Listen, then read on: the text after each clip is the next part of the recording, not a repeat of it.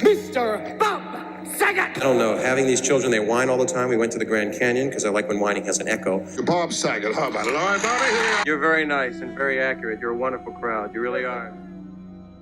Bob Saget's death is still held by many as to be more than what it really was, that it wasn't as simple as people think it was, but many say it was a simple death, nothing more to it, an accident from a sleepy, exhausted Bob Saget that just wanted to go to bed, that thought nothing more of what had happened that night in his hotel room.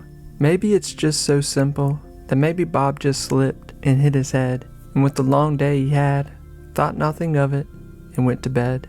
But some do want to point to murder. There's many avenues, but at the end, there's a sad story in the last moments of Bob Saget's life. All one can look at is what is there, but the last moments of Bob's life are so well documented, it's jaw-dropping. It's just the last hour we can't understand. This is the death of Bob Saget that we wish never happened. We are coming on the air interrupting America's Funniest Home Videos in the East because we've learned actor and comedian Bob Saget has died. He was, of course, the longtime... Bob's life was layered over many generations of people that lived in the 80s, 90s, and much of the 2000s, but had many moments that grabbed your brain in different ways. To many, Bob was the guy who showed you funny home videos, wearing big oversized dress jackets, making funny jokes himself that weren't really funny, or one of the most lovable fathers to a big family. But what we saw Bob as in the 2000s was the real Bob. And just when you thought you couldn't love anyone harder, Bob proved you wrong. Bob was from a different generation of Hollywood and stand-up comedians. Bob's friendship group were with many comedians and actors that are sadly not even with us either today. From the generation of Robin Williams to Rodney Dangerfield, Bob went through many different moments of comedy and TV. Really, he went through the genesis of what still stands today as funny in people's minds today.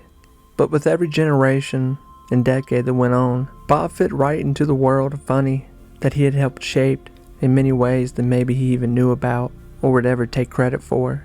People loved Bob through every generation and motion of his career, but at the end of it, Bob was a stand-up comedian, just like when he started his career on a little stage in a club, pushing his creativity. To say that Bob was the heart of a generation is an understatement. His love for his gift of doing stand-up was the core of his God-given gift. He is and was still to this day one of a kind for that. On August 16th of 2008, Bob was in the hot seat, but the right hot seat that would jumpstart his career once again in the right direction. Bob would be the one on Comedy Central Roast, being the special guest of that evening. John Stamos, Bob's best friend, was the host for the event. The moment was big and long-lasting for Bob, who was celebrated that night by many brilliant comedians. But Bob, who was already in the light of comedy and show business, found that the roast shot him into the public spotlight once again. Needless to say, the non-stop brutality of gut-punching jokes that never stopped the whole night. But Bob loved it, and the night still to this day was a moment captured in time that we can look back on and see many comics that aren't with us in this very day. With the roast, it showed something of Bob, something that I don't think we've seen before. It showed how much people loved Bob and who Bob really was, that he was caring, and he really did love his friends. He really was that father figure for many people. A friend, but someone also who really did care about his friends. It's still held as one of the best roasts today. For all around good fun, for everyone participating. From that moment, Bob was doing great, pushing more into comedy than ever. And over the next decades, that's what we really saw from Bob, his stand-up, never letting him down. He knew it was his bread and butter, his God-given talent. He could make a small room laugh or a large room laugh. Just rooms full of strangers, never meeting, but finding curiosity and humor in what Bob was telling them. So that was it. This was Bob's life. He was just that guy in the background of everyone's life. Bob was busier than ever in those last moments of his life, falling back into a Full House reunion that went great and was met by critics with wonderful praise. They called it Fuller House. The show was just another pillar in Bob's already amazing career. The last big project that Bob worked on was a movie called Daniel's Gotta Die. Bob would never see the final project when it came out. The last full month of Bob's life, he goes home to be with his family, spending it with his wife, seeing his kids. People, even at this moment, they start getting phone calls from Bob, where Bob is just checking in on them, telling everyone Merry Christmas, Happy Holidays. No one could have guessed that these were the last phone calls and moments they would hear from Bob. Bob was also trying to pack in as many podcasts as he could before he left on the road while being home. His last podcast would be with Dane Cook. He had also been at home writing new stand-up material, getting ready for his shows. He had set a tour that was starting in January. No one would have ever bet against the thought that Bob was not going to be an old man passing away in his bed, but life would have a different road for him. On January 8th, Bob was in Florida. He had his last stand-up show that night. He had just started his tour. This was only his second show of that tour. When Bob went on that night, really nothing was different. He was playing a nice, big, sold-out theater. The crowd was laughing and wanting more, till Bob finally had to shut down the show. When Bob walks off the stage that night, he'll be alive less than 6 hours from that moment.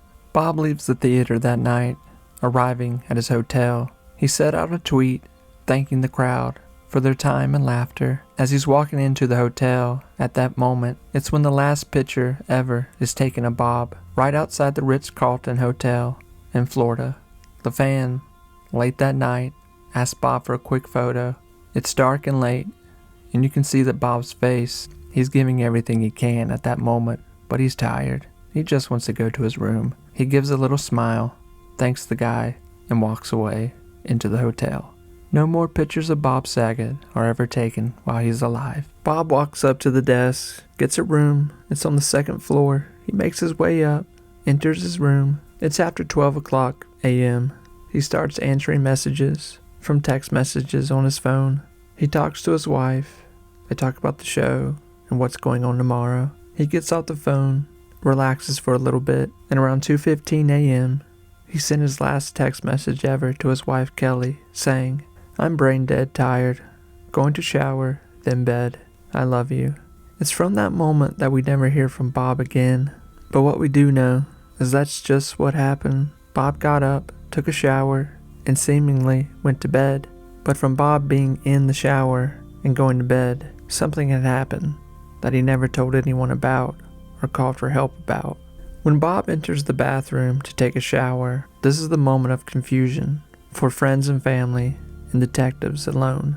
Bob had taken a shower, but somewhere in that, he had slipped and fallen, or simply lost his balance. It's believed that Bob fell and hit the marble floor of the bathroom, or some even say the headboard on the bed. It's still very unclear even today. But with that, an impact was made in Bob's head that would later be seen. His head was fractured, spiderwebbed across the back of the skull and around his eyes. It was blunt trauma. It tore blood vessels beneath his bone. More than likely he felt a sharp pain. But in this, for whatever reason, Bob does not call for help. More than likely Bob was tired and with the fall, stressed, and thought, I've just hit my head. I'm tired. I've got a busy day tomorrow. I've got to get back on the road. I'll just sleep it off. But with that rash decision right then and there, Bob would go to bed and slip into unconsciousness. Bob never wakes up. Somewhere in the night, Bob would die in his sleep. That morning, Bob never checks out. He was only scheduled to stay one night and leave in the morning. So with that, the hotel starts calling Bob's room, but being polite as well, and not wanting to bother Bob Saget, thinking he'll contact us soon. He may just want to stay another day. But while that's happening, Bob's wife starts to text him with no response. She then starts to call him with no response. Soon family starts to text and call Bob. They hear nothing. They call the hotel and ask, have they seen Bob? Has he checked out? 4 p.m. that following day, police arrive at Bob's door. They knock with no response. The hotel lets the police in Bob's room. They enter the room. The blinds are shut and the lights are off. Soon they see a figure in the bed.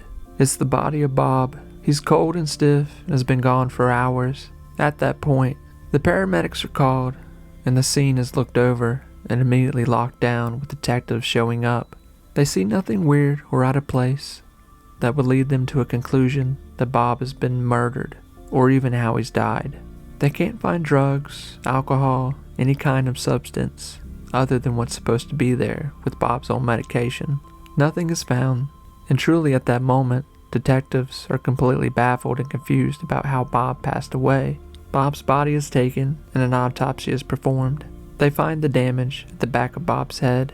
The ruling is that Bob had hit his head somewhere, somehow, in his room that night. From then mistakenly went to sleep when he should have gone to the hospital. When the news is released to the public, it's met with disbelief, doubts, why, how. Many people want to make it more than what it was, and still to this day many do, saying that Bob was attacked in the middle of the night. Maybe Bob was harmed by a person, but if he was, there's just no evidence to rule any of this. It seems to be too simple, it's hard to understand or want to accept that Bob just fell late into the night, exhausted, he just went to bed. The next moments and last that we have with Bob are at his funeral, just days later from walking off the stage one last time, when friends and family come to lay him to rest. A widow is made, and friends feel heartbroke they've never felt before. Bob is now in his resting place, and the world goes on. The life of Bob Saget was a gift to the world. All we had to do was enjoy him, what he gave us. Long live the memory of Bob Saget.